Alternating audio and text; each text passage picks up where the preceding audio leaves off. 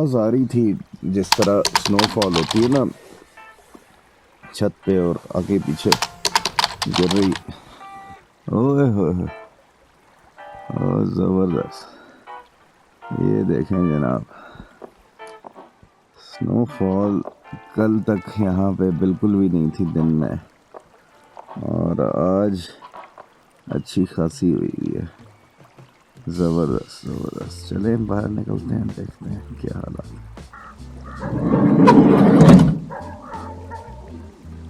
ये है जनाब मंजूसा लेक के नज़ारे सुबह सुबह के। और कल शाम तक हमने देखा कि यहाँ पे बिल्कुल कोई स्नोफॉल नहीं थी, लेकिन रात को जब मैं सोया हुआ था तो आवाज़ें आ रही थी। और ये है हमारी गाड़ी के ऊपर के मनाज़र।